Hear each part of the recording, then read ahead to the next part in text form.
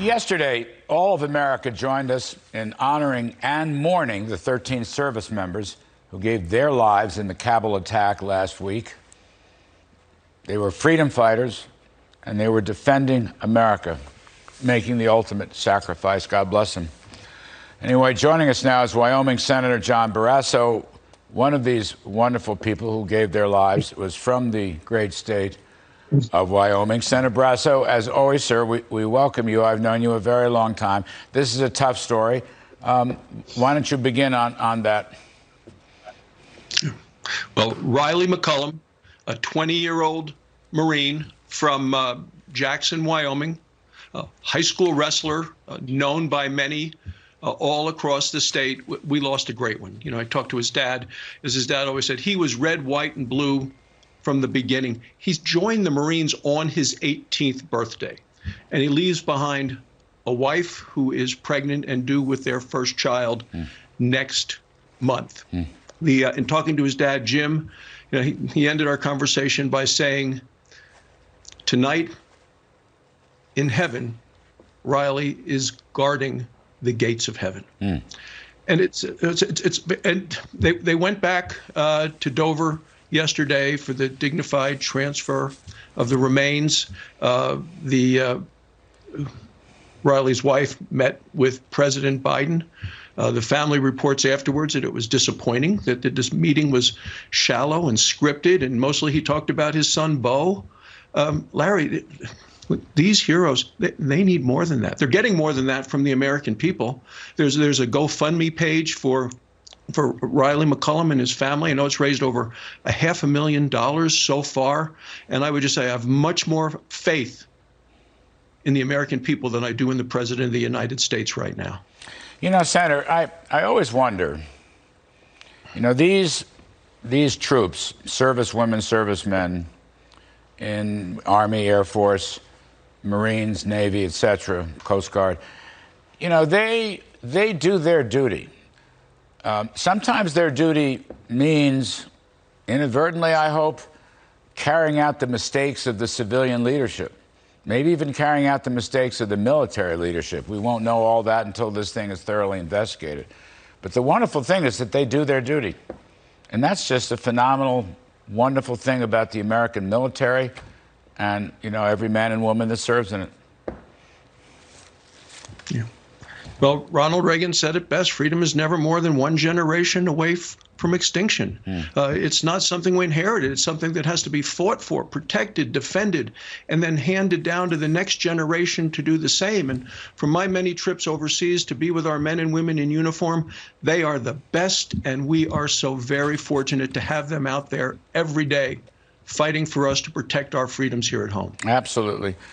Senator, looking ahead, can you and others work for essentially a covert finding or some intelligence finding that would allow, first of all, designate the Taliban as a foreign terrorist organization, an FTO, and then have one of these findings? They're going to be highly classified, as they must, but that would provide resources for people and intelligence for people to keep helping those who were left behind, both Americans and Afghans who allied with us and NATO, to continue to get them out of there and continue to help. My understanding is it requires a designation. I'm just reading this op-ed article, Foreign Terrorist Organization, FTO, and then that opens the door to intel and resources. Can you do anything about that, sir?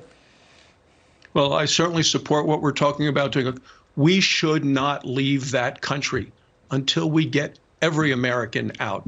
The idea that President Biden is using the calendar on the wall instead of the conditions on the ground to abandon Afghanistan tomorrow is beyond anyone that I've talked to in the Senate or anyone I've talked to in Wyoming.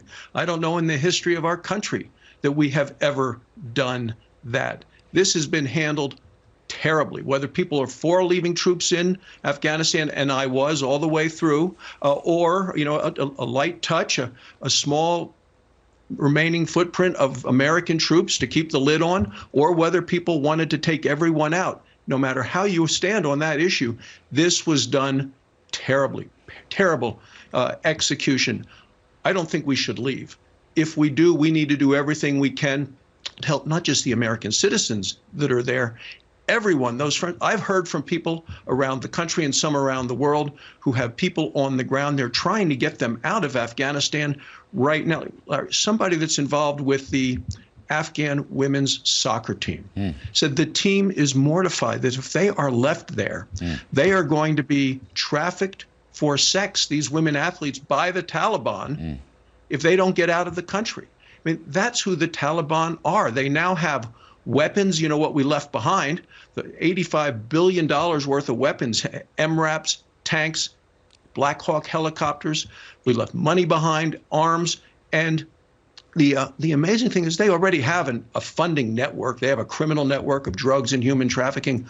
Plus the Taliban, along with ISIS, Al-Qaeda, they now have a willingness to fight that is now on steroids after the fact that they now have the entire country of Afghanistan to use as a platform in which to attack the United States. So I would think, just the last one, sir, it would be essential to make the designation a foreign terrorist organization and not to recognize the government, which would, at least keep them away from monetary resources, IMF, World Bank, Treasury, and the banking system, and also to give a hand to those, there's a lot of groups acting on their own, to give a hand to them for getting the Americans, the rest of the Americans and their allies out. I would think, designate them foreign terrorists and do not recognize them.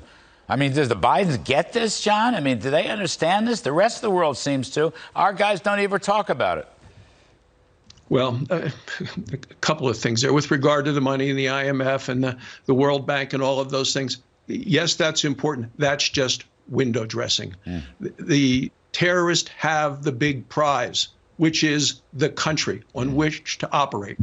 And when you ask, does the president understand any of this? Look, what the world is now witnessing is a weak and wobbly president of the United States, unable to cope with the issues of 2021. Larry, you and I have talked in the past about issues where this administration and specifically the president has failed, whether it's inflation, the border, crime in the cities, but never before have I been as really concerned and disgusted with the way that this president has been running the country as what I've seen in the last 2 weeks with regard to Afghanistan. All right. Senator John Barrasso, thank you, sir. We appreciate it very much. God bless your constituents in Wyoming.